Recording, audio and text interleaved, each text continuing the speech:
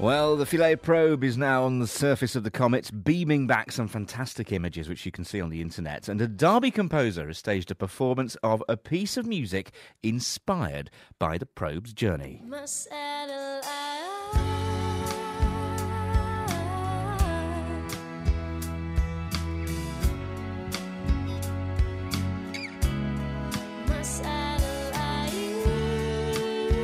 John Crossley from the University of Derby's music production department composed Rosetta using real signal noise from the satellite, and he's here to join you now. John, good evening, good afternoon. Hi. I'm just listening to that rather nice vocal. Was it anything to do with this sort of rebirth of sci-fi that we've had that inspired you to use the Rosetta mission for your music? Well, I'm not sure if it was exactly that. I'd got this project bubbling up, which was to do with composing a whole piece for surround sound, actually, at Derby Theatre. And then I managed to hear some news and so on about the waking up of the Rosetta project in January, because it had been dormant as it reached the outer region of the solar system. And I just think I thought, wow, this is an amazing project. It's been going for 10 years. 10 years ago, people actually planned this whole thing out. And I just thought it was really exciting. And I thought this would be a great subject to use to inspire for the music and so on. And that's how it started. The signal noise. Now, mention that's not evident in the little clip we played there, is it? No, not in that one. I mean, the whole concert was an hour long, so there's, it's not all signal noise. Good, frankly.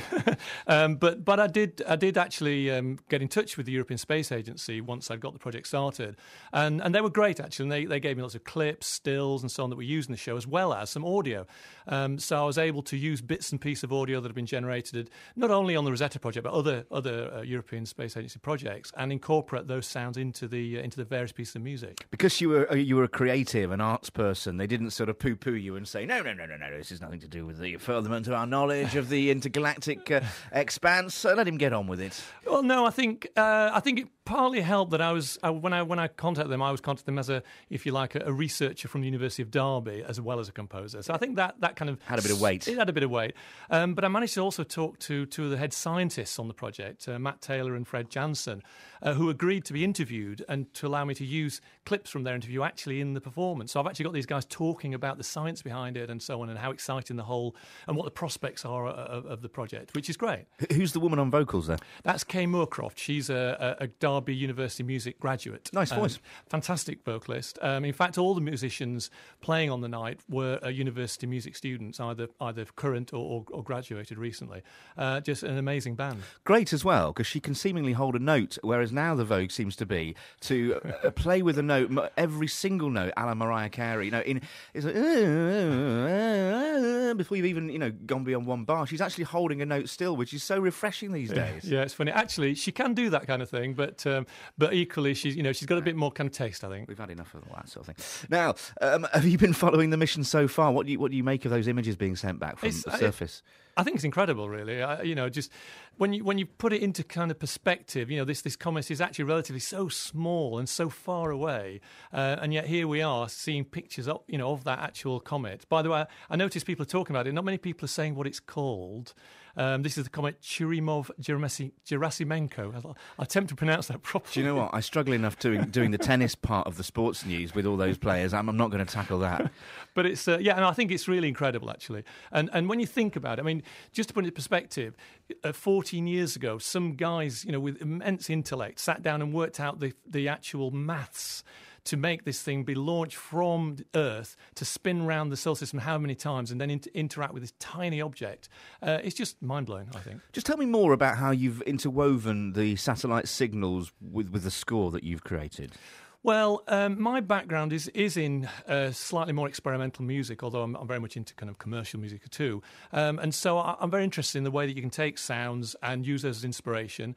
So, for example, some of the piece of music in the whole concert involved different space noises and sounds and bleeps and so on that we then use and picked out the tuning of them and then perhaps constructed some kind of riff or sequence around that.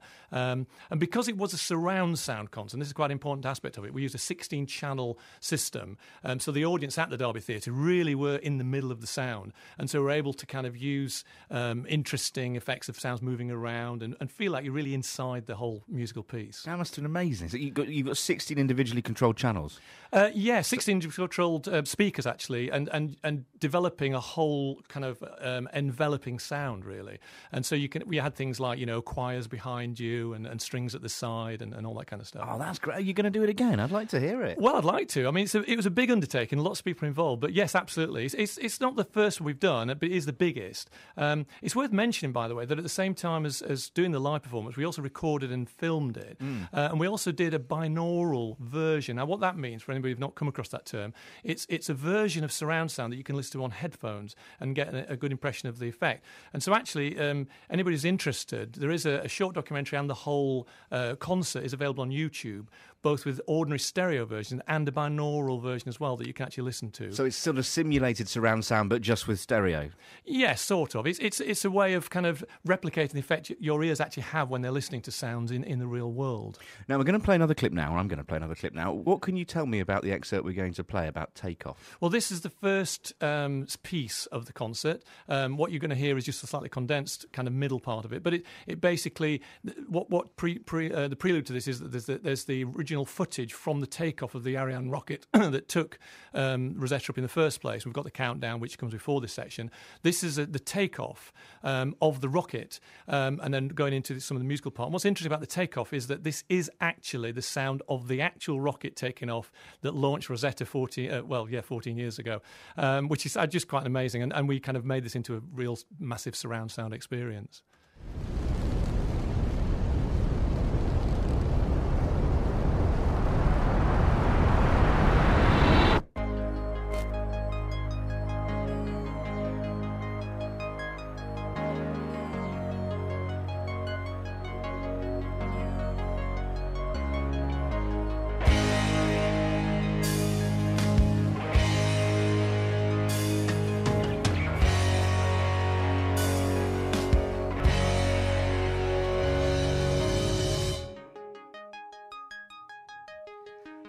Do you know what? I've got such a stupid big grin on my face.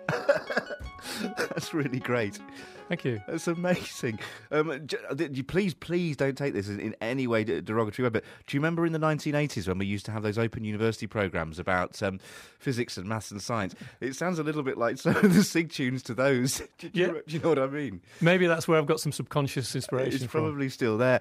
But, I wonder what it is about this. I think what you're doing is you're tricking senses and you're bringing things together which don't normally combine.